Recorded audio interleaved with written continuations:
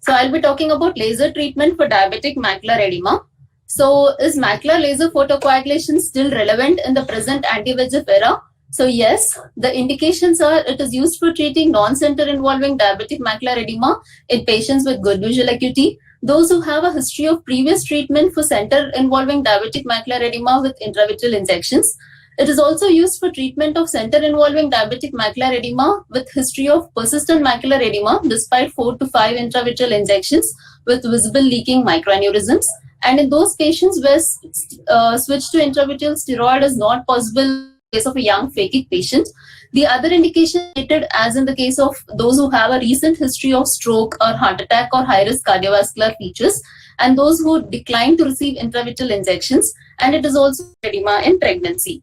So what do we treat? We treat the ETDRS has defined the treatable lesions as those located within 500 to 300 microns from center of fovea, which includes discrete points of retinal hyperfluorescence or leakage from the microaneurysms, areas of diffuse leakage within the retina, which can be from the microaneurysms, intraretinal microvascular abnormality, or diffuse leaking retinal capillary bed, and the retinal avascular zone.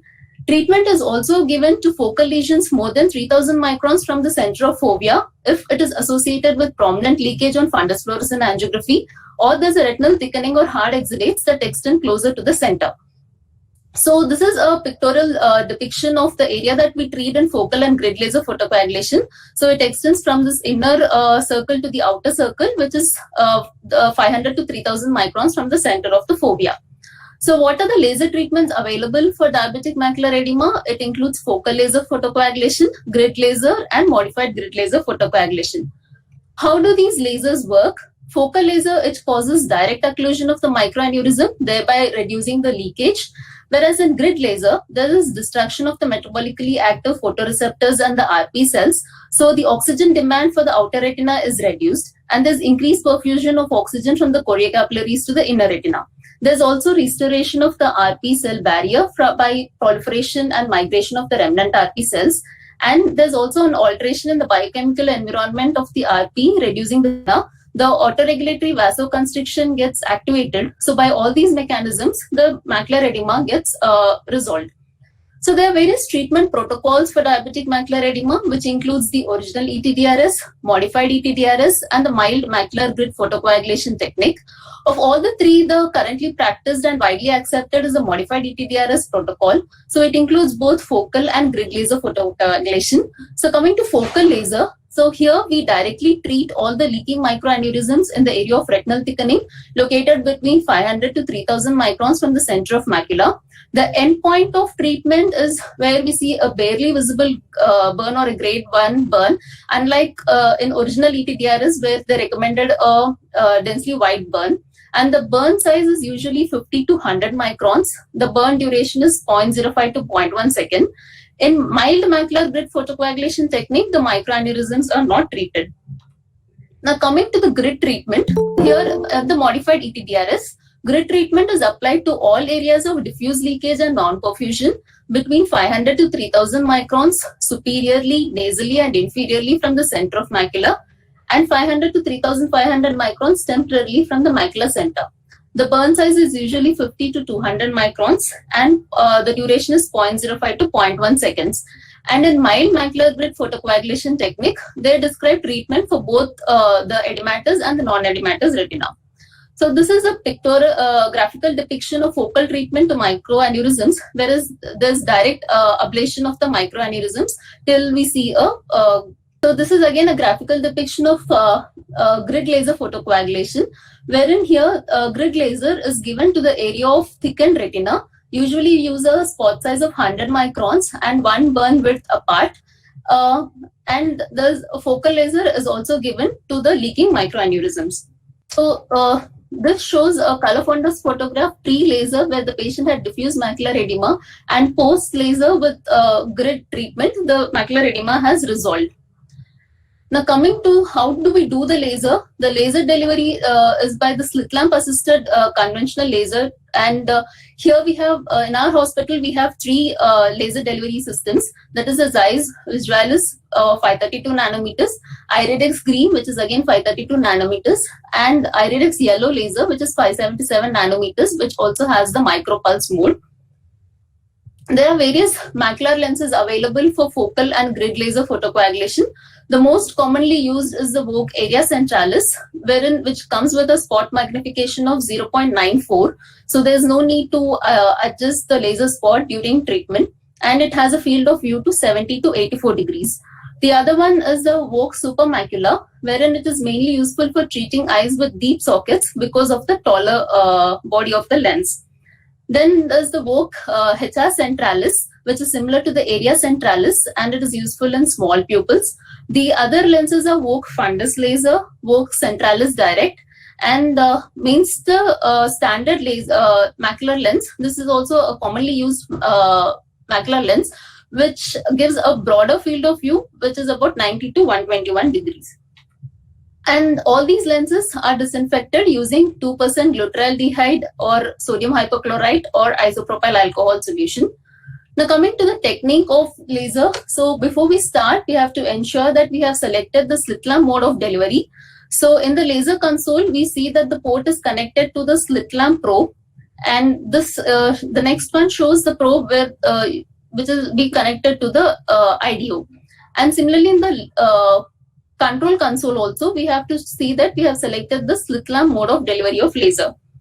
Then next we have to adjust the spot size on the slit lamp. So usually we select 100 micron spot size. Then you have to adjust the magnification of the laser spot size on the slit lamp, and similarly the laser settings are adjusted. So usually you start with a low power and then gradually increase it in 10 millivolts till you see a barely visible burn. So points to remember while performing laser is you always identify the fovea before and during the laser procedure. The foveal avascular zone always remains untouched. The retinal target should be properly focused and aligned perpendicular to the axis of the slit lamp beam, giving a sharp laser spot on the retinal surface. Always start with a low power and gradually increase the burn intensity. And one should remember that the energy uptake varies depending upon the degree of macular edema. So in areas where the retina is less edematous, the power should be reduced. And we should remind the patient not to stare at the aiming beam to avoid accidental foveal burns, and ask him to fixate with the opposite eye. Now post-laser follow-up of the patient, usually topical steroids and cycloplegic eye drops are not necessary unless it is combined with a PRP. And the patient is asked to come for a review usually after 3 to 4 months, unless he has a is required. And at follow-up visit, we assess the stage of diabetic retinopathy and the macular edema. If the fovea is flat and dry, no additional treatment is required. Whereas if edema is still persistent, then we can treat the leaking microaneurysms and untreated areas of thickened retina. In the second sitting of laser treatment, focal laser to the leaking microaneurysms located within 300 to 500 microns from the center can also be done, provided the patient has a good perifoveal capillary network. So to conclude, laser still remains an important treatment modality. Care should be taken to demarcate and avoid the foveal avascular zone, and always identify the fovea during the procedure. The laser spot should be properly and sharply focused at the time of application to achieve an effective laser burn, and avoid intensive laser burns to prevent scarring and scotoma. Thank you. Any comments, please? I have a comment. So when you are doing focal laser with slit lamp, you always have the monitor next to you, the computer monitor, on which you open that particular patient's recent FFA, and exactly locate the leak or the leaking area, or which area you have to laser. You have to check on the FFA, and once on the FFA you are sure, you have to identify that area on the color fundus photo. It is not possible to do laser just based on the FFA, because in FFA you will see much more information, but you will not be able to see that information on the fundus photo. So always do laser while looking at the fundus photo, color fundus photo. So identify the leaking areas on the color fundus photo. You can also do the you superimpose the FFA on the color fundus, so you will have the exact area mapped out, and then invert the image on the color monitor, your computer monitor also, so that you can just directly whichever area has to be done, laser has to be done directly. You can see there and do laser in the eye. Otherwise, you have to mentally invert the image and then do the laser. So that sometimes can become cumbersome. So it is easier if you have an inverted image right in front of your eye. I have a small practical comment to make. Am I heard? Yes, Vita, we can hear you. Yeah. Um, just before doing the focal, at least in the beginning, once when we are starting to do the focal lasers, it is just a small peek with the indirect will be helpful to have a whole view of the fundus, because sometimes you may have a similar looking circinate on the nasal side of the disc, which might mimic it being looking like macula. So it is always better to first have a look with the indirect, because it's a new patient. If you have yourself seen the patient and advised, then it is fine. If not, it is better to see once, know what are the surrounding lesions, and then directly put the patient on the slit lamp when you're beginning to do these focal treatments.